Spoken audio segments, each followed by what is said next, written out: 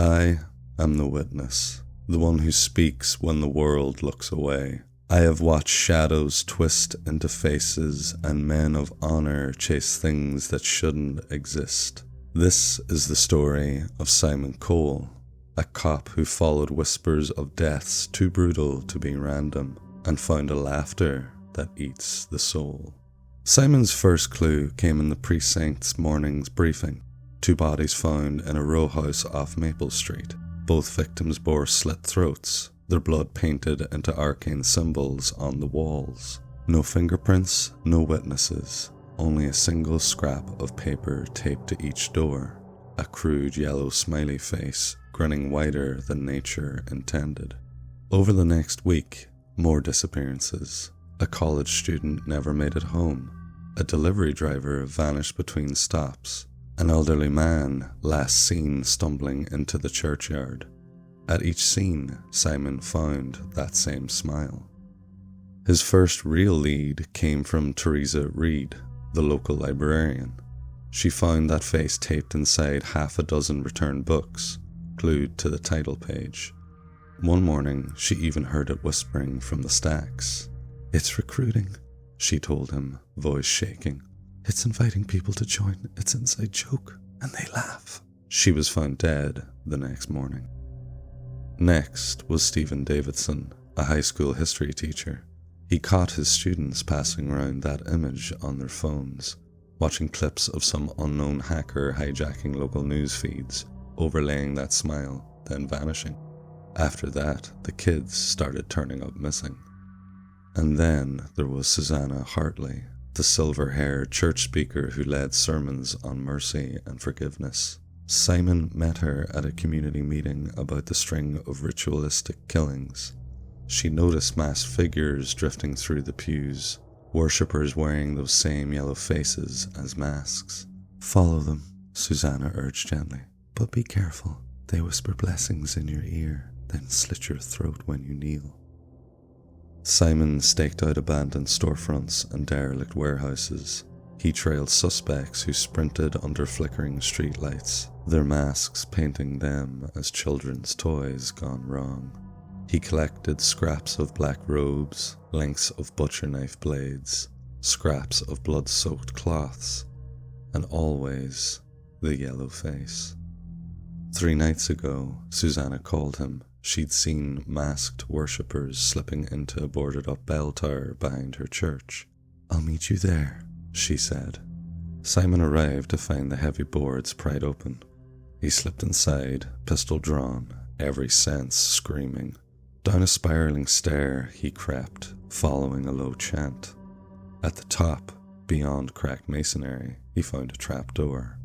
He pried it open, surveyed the narrow ladder. It led deeper than he'd ever expected into the earth. He dropped silently into a vast chamber. Dozens knelt in a circle around a figure. Their masks glimmered yellow in the torchlight. At the center knelt a hooded figure. A shape stirred before her, a trembling initiate, eyes wide. The figure slowly stood and dropped its hood, an otherworldly face revealed. A sideways mouth where a face should be, gums replacing head, teeth where facial features should be. The creature laughed and used a sharpened bone to cut her wrist, feeding the blood to the initiate. Simon gasped. He raised his gun, finger on the trigger, then realized the room had gone silent. Everyone in the room looked in his direction at once. Simon managed to shoot the thing's right hand, a hole straight through its palm, before the cultists ran at him. Simon dove for cover, firing at the nearest 2. One fell with a shriek and the other's mask rolled across the stone. He bolted down a side passage, picking off members as he ran, each shot echoing like a funeral bell. His phone buzzed. Backup en route ETA 5. He cursed under his breath and pressed on, adrenaline burning through his veins. Up a narrow stair into a dark chamber, then out through a trapdoor onto fresh night air. He radioed his location.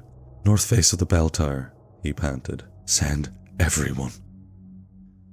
Within minutes, floodlights snapped on. SWAT officers fanned out, weapons trained on the shattered boards. Simon led the way back down, heart pounding with triumph. Susanna Hartley stood at the base of the stairs, bathed in light, smiling, her silver hair like a halo. Relief flooded Simon's chest. "Simon, you did it," she said softly. "You saved them." Behind him, his team cuffed two cultists whose masks lay cracked on the stone. Simon reached for Susanna's right hand, then saw the bullet wound. "Susanna, what did you—" he began.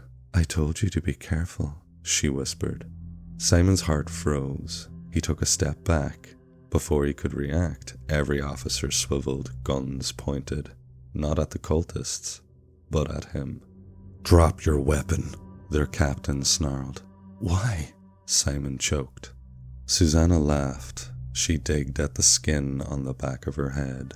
Teeth jutted out from under her skin, her face devoured by the sideways mouth, the unnatural true face revealed. The officers, the ones he trusted, pushed Simon to his knees, waiting for her. Susanna walked close, putting her hand on his shoulders. "You were a good soldier, but you were on the wrong side," Susanna whispered.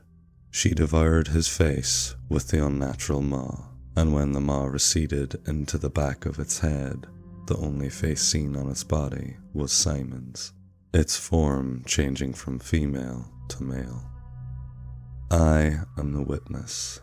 Beware the hijacked screens that flash the yellow face, and never trust friends who guide you into the dark, because one day you may answer their call and awaken wearing someone else's smile."